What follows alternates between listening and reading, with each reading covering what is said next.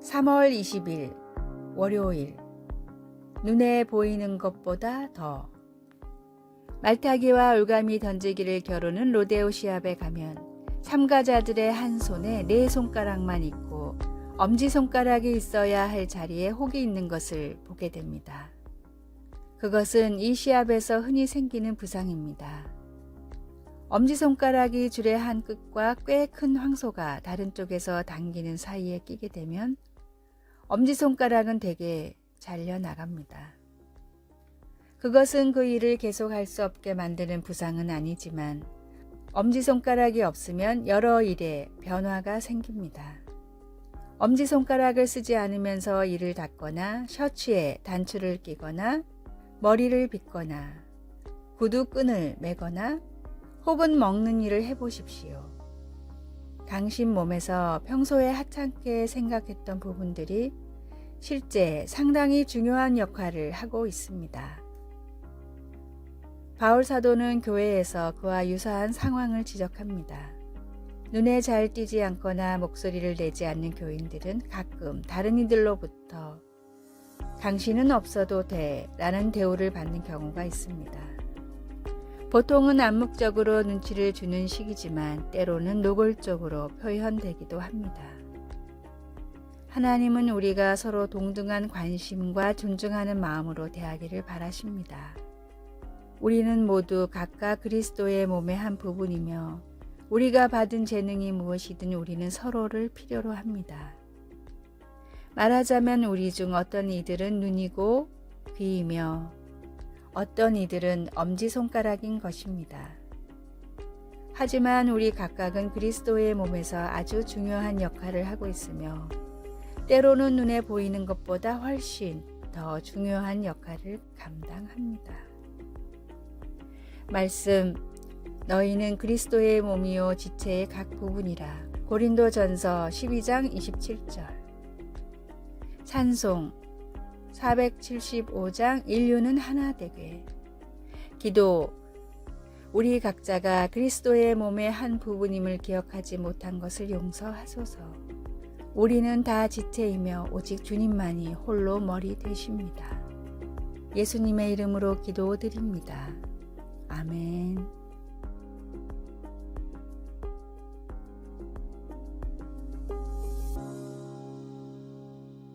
(3월 21일) 화요일. 그저 바라보길 원합니다. 프랑스의 문학 총사령관이라고 불리던 평론가 질 바르베 도르비가 길을 걷고 있었습니다. 멀찍이 떨어진 곳에서 남루한 차림의 남자가 따라오는 것을 느낀 도르비는 목적지를 향해 빠르게 걸었습니다. 유명한 평론가인 도르비에게 청탁을 하러 오는 사람들이 많았기 때문에 그런 사람 중 한 명이라고 생각했기 때문입니다. 그러나 이 남자는 적당한 거리를 유지한 채 계속 도르비를 쫓았습니다. 답답한 도르비가 결국 남자를 찾아가 따졌습니다. 도대체 왜 자꾸 날 따라오는 겁니까? 무엇을 원합니까? 청년은 감격에 겨운 목소리로 대답했습니다. 그저 선생님을 조금이라도 오랫동안 바라보길 원합니다. 레옹 블루아라는 작가는 도르비를 평소 매우 존경했는데 우연히 길에서 도르비를 발견하고는 자신도 모르게 쫓아간 것이었습니다. 이 만남으로 시작된 두 사람의 우정은 30살의 나이 차이를 극복하고 평생 동안 이어졌습니다. 이 둘의 관계처럼 하나님을 가까이에서 바라보길 원하는 우리가 할 수 있는 방법은 무엇이 있을까요? 늘 주님과 함께 하길 원하고 주님의 곁에 거하길 원하고 주님을 닮기를 원한다면 매일을 말씀과 기도로 하나님을 만나시는 하루하루가 되시길 바랍니다. 오늘의 말씀, 나의 영혼아 잠잠히 하나님만 바라라. 대저 나의 소망이 저로 쫓아 나는도다. 시편 62편 5절. 오늘의 찬송 430장 주와 같이 길 가는 것. 오늘의 만나 주님을 더 알고 싶어하는 마음이 늘 샘솟듯 솟아나게 하소서. 나를 사랑하시는 위대한 주님과 동행하는 기쁨을 누리는지 생각합시다.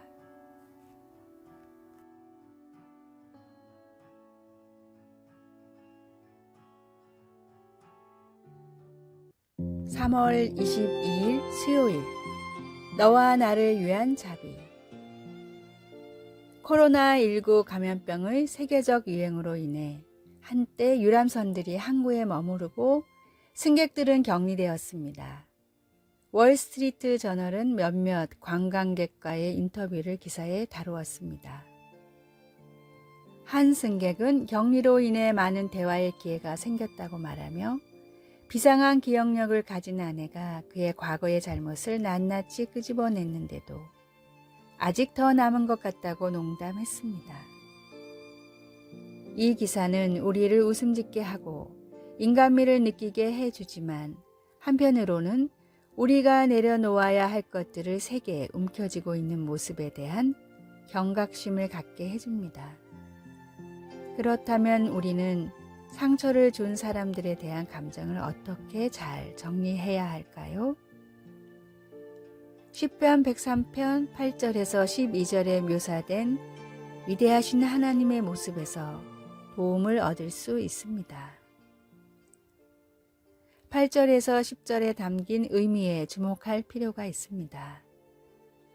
여호와는 긍휼이 많으시고 은혜로우시며 노하기를 더디하시고 인자하심이 풍부하시도다. 자주 경책하지 아니하시며 노를 영원히 품지 아니하시리로다. 우리의 죄를 따라 우리를 처벌하지는 아니하시며 우리의 죄악을 따라 우리에게 그대로 갚지는 아니하셨으니.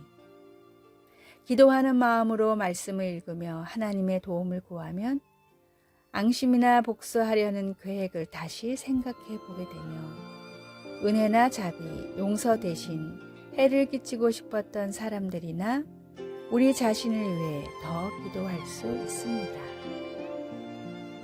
받은 상처를 대갚아주고 싶었던 사람이 있습니까? 누구에게 당신을 위한 기도 부탁을 할 수 있습니까? 말씀, 자주 경책하지 아니하시며 노를 영원히 품지 아니하시리로다. 시편 103편 9절. 찬송 304장 그 크신 하나님의 사랑. 기도, 자비와 친절과 용서의 하나님, 저에게 아픔을 준 사람들에게 은혜와 자비를 베풀 수 있도록 도와주소서. 아멘.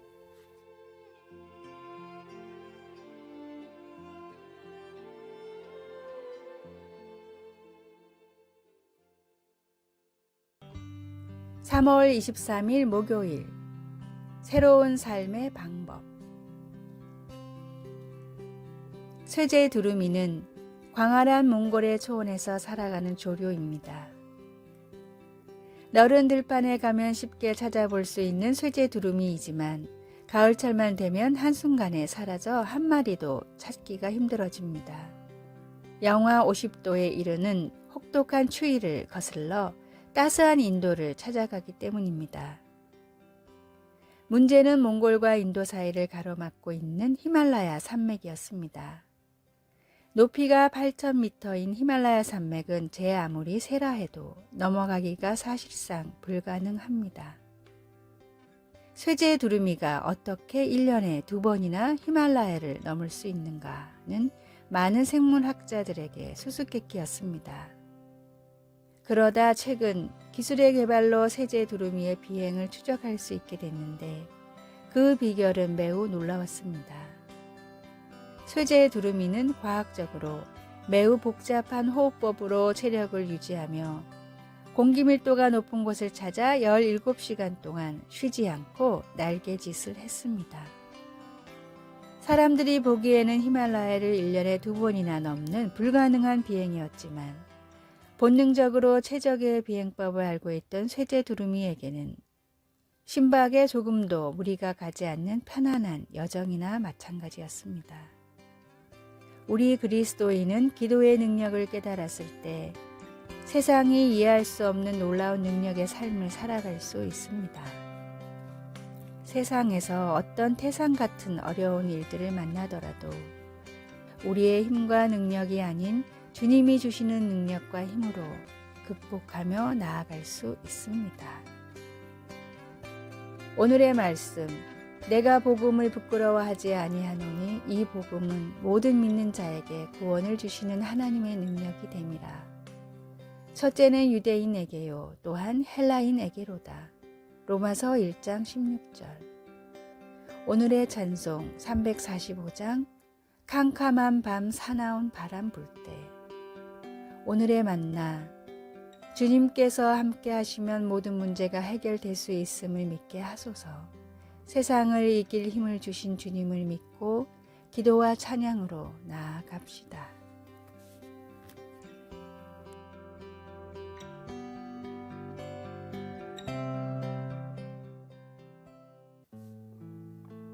(3월 24일) 금요일. 우리를 지켜보시는 하나님. 어린 손자가 헤어질 때 손을 흔들며 인사하더니 이내 뒤돌아보며 물었습니다.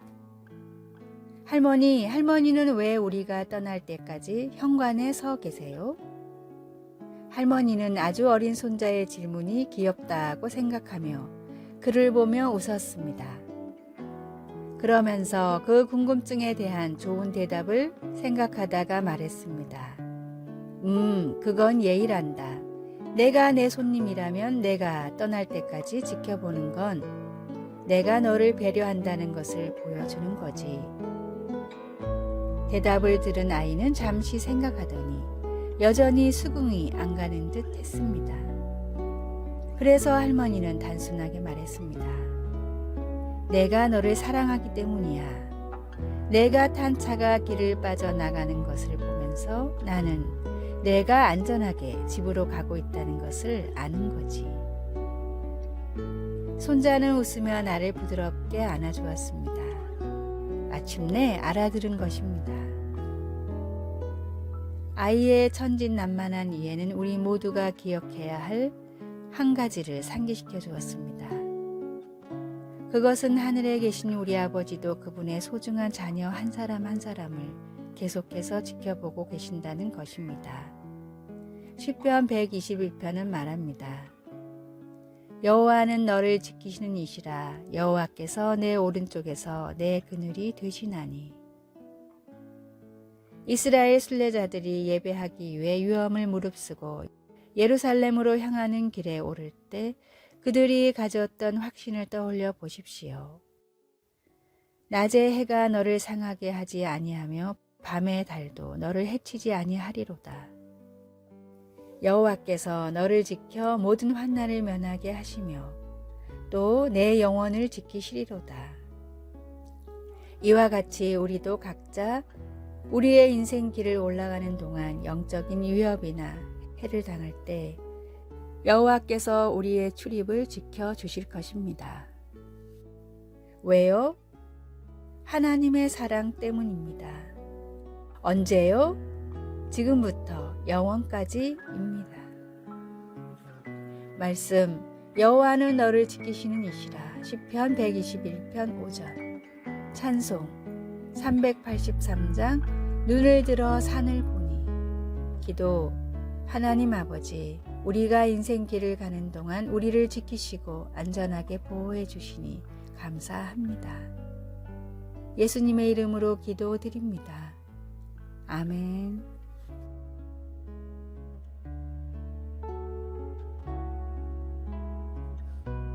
아래의 빨간색 글자 구독을 누르시어 더 많은 전도의 열매를 맺으시기를 기도합니다.